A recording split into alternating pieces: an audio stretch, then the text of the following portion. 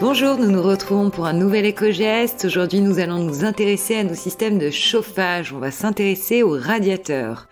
Alors, s'ils sont froids en haut, chauds en bas, qu'ils font du bruit ou encore qu'ils fuient au niveau du raccordement, ils ont certainement besoin d'être purgés.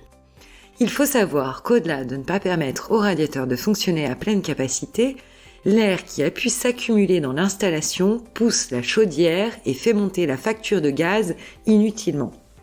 La sursollicitation de la chaudière peut même réduire sa durée de vie. Alors, comment purger nos radiateurs pour éviter ce gaspillage énergétique ? Bien sûr, on pourra faire appel à un professionnel si on préfère, mais on peut également très bien le faire nous-mêmes. Voici quelques étapes à respecter. Premièrement, il faudra couper l'alimentation d'eau au niveau de la chaudière pour ne pas avoir de l'eau sous pression. Il faudra fermer les vannes thermostatiques des radiateurs et penser à prévoir un récipient pour recueillir l'eau qui pourrait s'échapper quand on laissera filer l'air.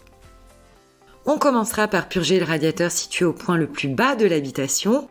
Il suffira d'ouvrir le purgeur en tournant dans le sens inverse des aiguilles d'une montre jusqu'à entendre le sifflement de l'air qui s'échappe. En général, le purgeur se trouve en partie haute du radiateur, du côté opposé au robinet d'alimentation.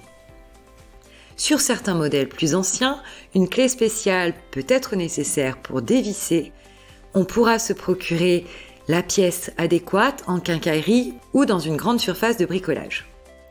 Attention, il faudra veiller à ne pas dévisser totalement la molette au risque de ne pas pouvoir la remettre en place. Une fois que l'eau se met à couler, on pourra refermer la molette. Il faudra ensuite vérifier au manomètre de la chaudière que la pression de l'eau dans l'installation est suffisante. Dans le cas contraire, il suffira de rajouter de l'eau, de préférence avec la chaudière froide.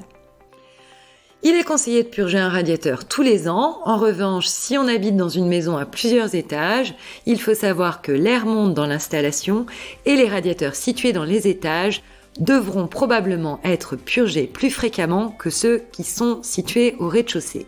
En purgeant nos radiateurs, on préserve leur capacité de chauffe, on évite le gaspillage énergétique et on prolonge la durée de vie de notre chaudière. C'est pas beau ?